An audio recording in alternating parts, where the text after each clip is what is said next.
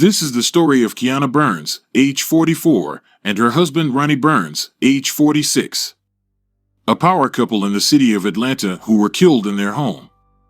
Sometimes in November, Kiana shot her husband Ronnie to death due to her going through internal problems, even though the relationship portrayed what the public would consider the couple goals type of relationship. What could have made this driven, successful mother of three snap? Welcome to Twisted Viral Crimes. Subscribe and hit the bell to be alerted when we upload new stories. This story takes us to Atlanta, a vibrant, bustling city with something for everyone, birthplace of Dr. Martin Luther King, and headquarters for Coca-Cola, CNN, Home Depot, and Bell South. Kiana Burns was born September 15, 1977 in St. Louis, Missouri. Kiana educated in the Riverview Garden School District, graduating from the Riverview Garden High. She then furthered her studies at St. Louis Community College, where she obtained her cosmetology license. She then proceeded to start her own business named Critique Designs Beauty and Barber Salon. After 25 years of hard labor and love, the business grew to one of the most successful and largest salon in the St. Louis area. Kiana had 3 kids from a previous marriage and was described as being a great mother, a devoted wife and encourager of women, a good friend, a humble woman, and a great businesswoman.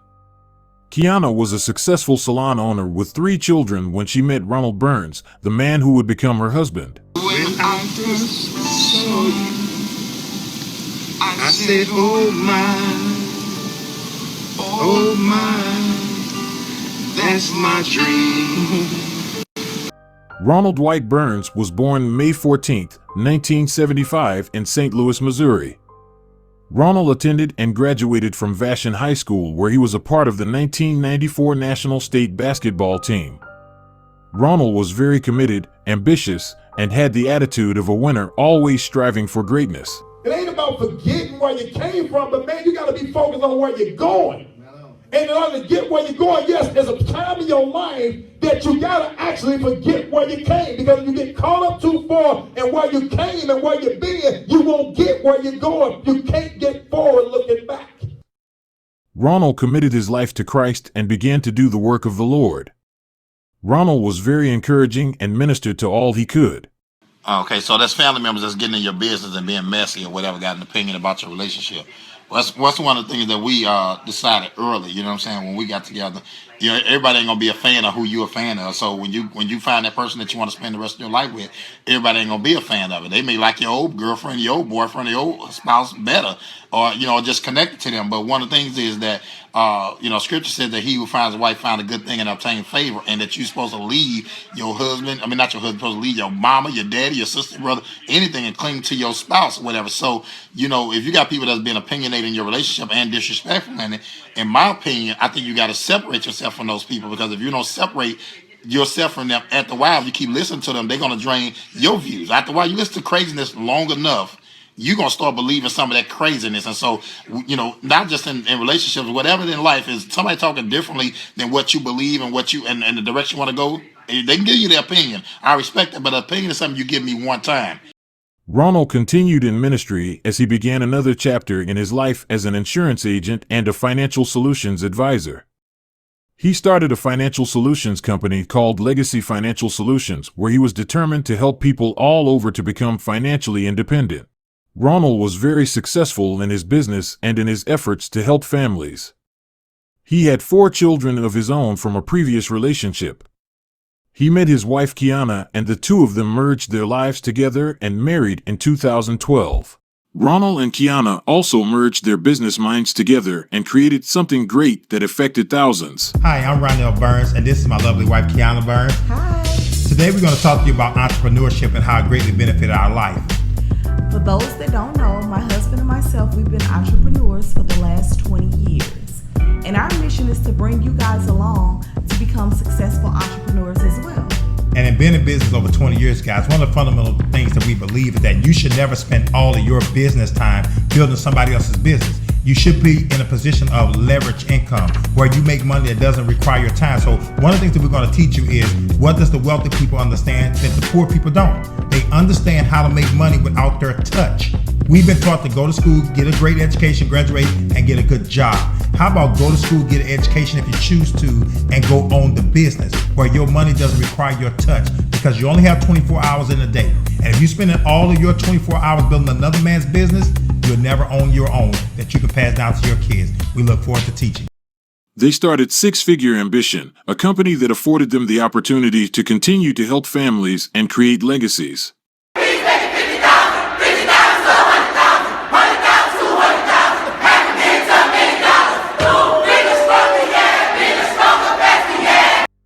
After spending most of their lives in Missouri, they relocated to Atlanta to expand their businesses. They plan to grow their critique beauty and barber business and their insurance companies. Things were looking good on the outside, but no one knew they were close to divorcing at one time. 7 months ago, when my wife and myself, we decided we was going to get a divorce, that we ain't going to be with each other no more. We was just done with each other. And so, and it took me back to 6 months ago when Kiana and I decided that we didn't want to be with each other no more, and some of the things that transpired. And so I remember like it was yesterday. We talking about, we just didn't want to do this no more. She was tired of me. I was tired of her. We was going to go on about our business. And as we sat in the truck and we said, hey, you know what? If we're going to get a divorce, let's be civil. We got kids. We got businesses. We said, well, let's just sit down and just talk about how this all going to work out. Meaning from a business aspect. We didn't talk about why we should stay together. We love each other. None of that conversation was being had. We was done with each other. And so all we talked about, we said, okay, well, listen. We done with each other. We both came to that conclusion, but let's not impact everybody's life that's around us because we just decided we don't want to be together no more. Let's not do that. So I said, let's have a conversation.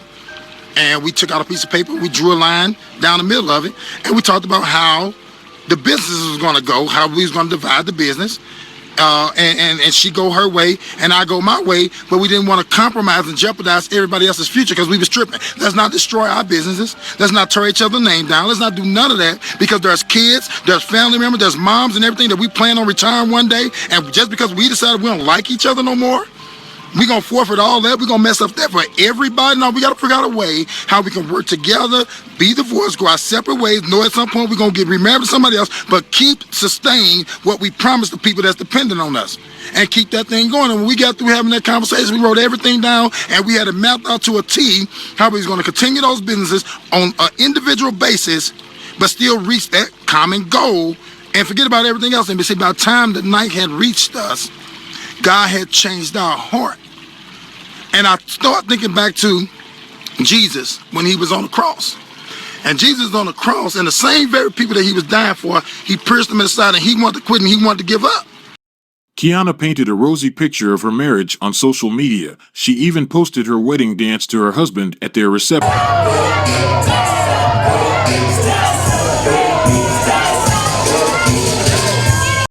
But 2 months prior to the murder-suicide, she confessed she was having a hard time adjusting to the move to Atlanta and she needed prayer. Now, y'all know I don't be doing this Facebook Live stuff. I just felt the need to hop on here for just a moment, not long at all, and kind of just talk about, life changes.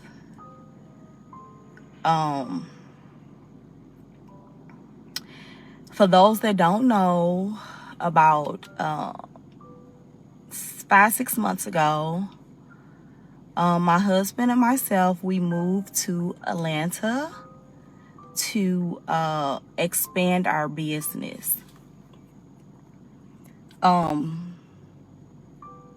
Still have the beauty and barber salon in St. Louis, Missouri. Y'all know that's the hometown, but we did come here to expand. We did a lot of great things in Missouri, so Atlanta is a place where I always wanted to be. What's up, y'all? What's up, Amanda? But look, y'all, I'm telling you, if you don't stay prayed up and you don't keep faith, things can swivel in and take you out. I'm telling you, you guys, like, the transition,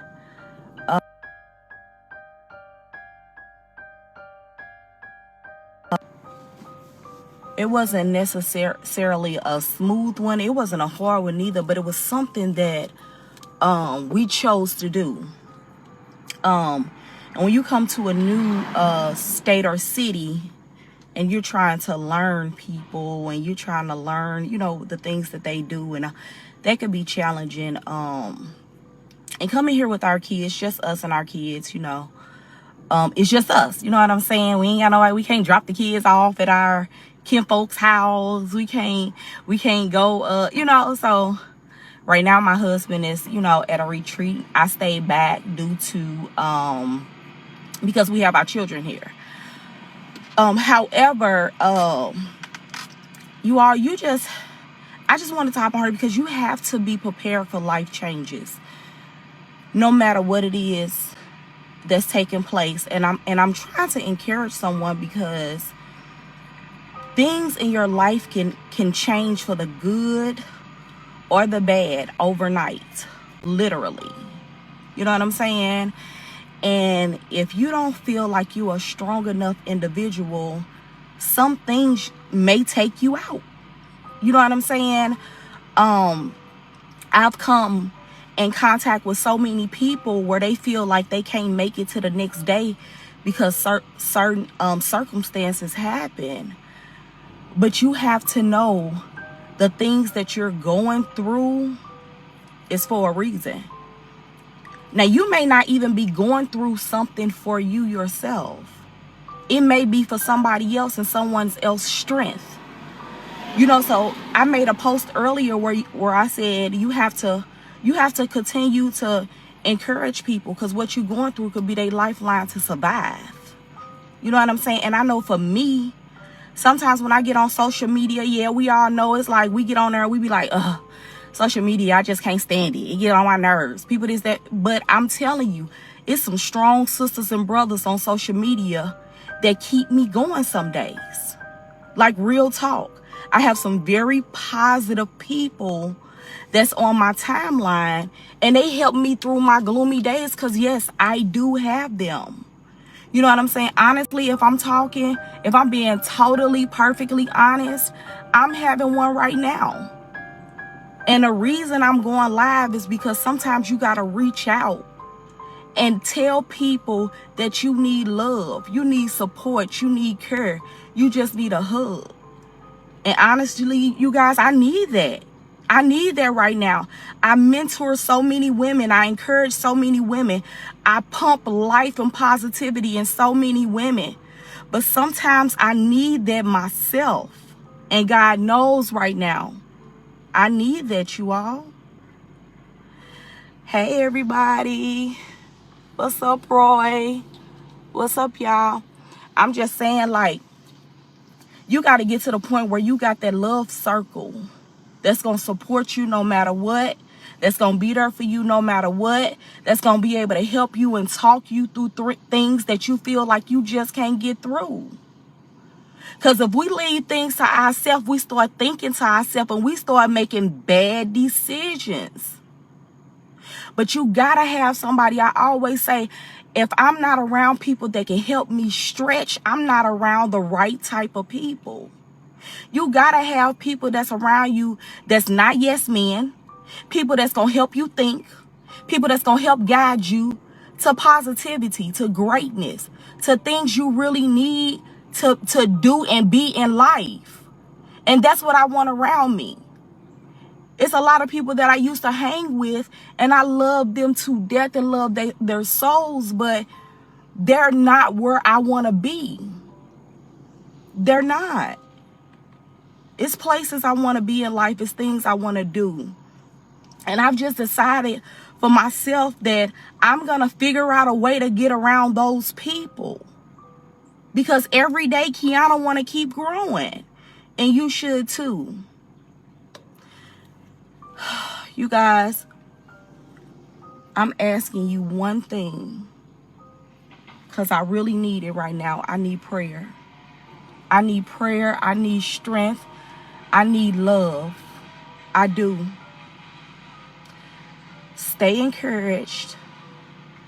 I'm going to go in my home, go in my little prayer room. I'm going to talk to God. Y'all pray for me.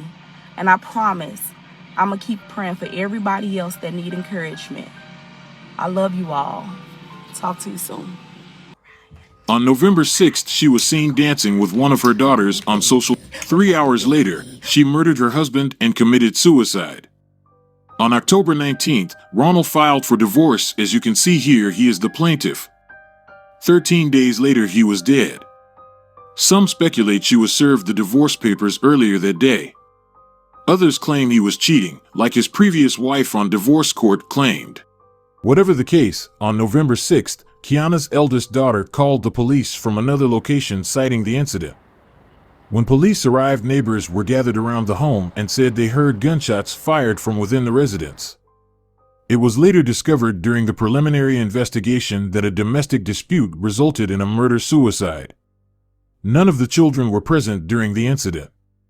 Our sincere condolences to the children and family and friends of the Burns. May they rest in peace.